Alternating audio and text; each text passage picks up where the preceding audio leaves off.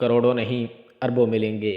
اللہ الصمد، صرف ایک دن میں معجزہ دیکھ لینا۔ اعوذ باللہ من الشیطان الرجیم، بسم اللہ الرحمن الرحیم، الحمدللہ رب العالمین والعاقبۃ للمتقین والسلام علی سید المرسلین، اما بعد فاعوذ باللہ من الشیطان الرجیم، بسم اللہ الرحمن الرحیم۔ السلام علیکم ورحمۃ اللہ وبرکاتہ۔ معزز ناظرین، کیسے ہیں آپ سب؟ مجھے امید ہے کہ آپ سب خیریت سے ہوں گے اور آپ کی طبیعت بالکل ٹھیک ہوگی۔ چلیے کرتے ہیں ویڈیو کا باقاعدہ آغاز۔ معزز ناظرین، یہ سورۃ الاخلاص کا عمل ہے، سورۃ الاخلاص کا وظیفہ ہے۔ سورۃ الاخلاص مطلب یعنی کہ کچھ ہمارے ناظرین ہوتے ہیں، ہماری سوسائٹی، ہمارا معاشرہ جو ہے اس چیز پہ بیس کرتا ہے کہ ہم لوگ یعنی کہ سورتوں کے پہلے آیت سے سورتوں کو یاد رکھتے ہیں۔ سامنے میں نے اس لیے جو ہے وہ ایک لفظ بھی لکھ دیا ہے تاکہ آپ کو اچھی طرح سے سمجھ آ سکے۔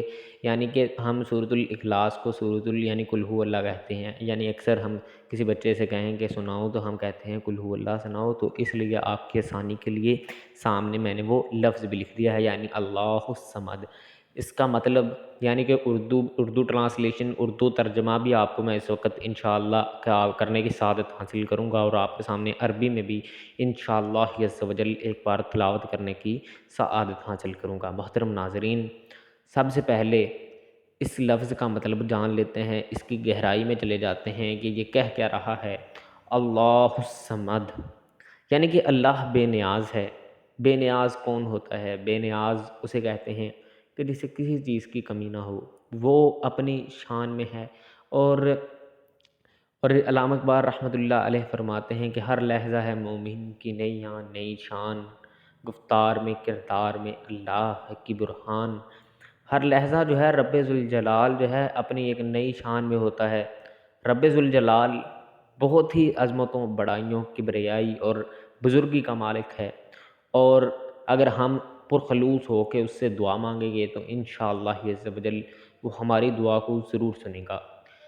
ہم جو ہے بہت بے صبری ہو کے ہم اللہ تعالیٰ سے دعا کرنا نعوذ باللہ چھوڑ دیتے ہیں، یعنی کہ مایوس ہو جاتے ہیں۔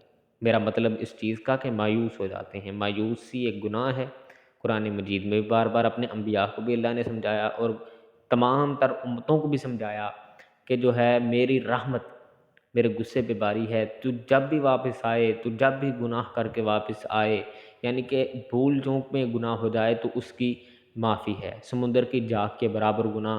اور ہم نے بیشتر مسالے طریق سے، اسلامی طریق سے دیکھی ہیں کہ انسان نے اپنی آخری سٹیجز پر بھی معافی مانگی اور اللہ تعالیٰ نے معاف فرما دیا۔ یہ بات ہے، یعنی کہ اللہ تعالیٰ اتنا عظمتوں اور برکتوں والی ذات ہے، بڑھائی والی ذات ہے۔ اب عمل کا طریقہ کار دیکھ لیں، اچھی طریقے سے جان لیں، اور ذرا بھی آپ نے اس میں تعداد اور جو ہے وقت کی کمی پیشی نہیں کرنی، تعداد بھی پوری رکھنی ہے۔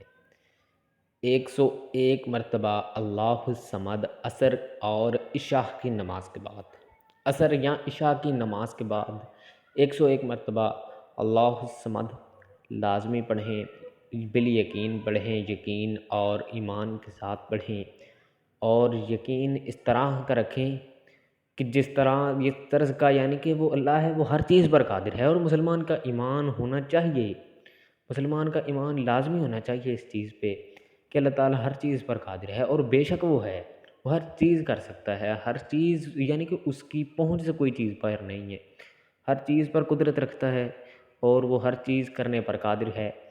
عمل کا طریقہ کار آپ کو سمجھ آ ہی گیا ہوگا۔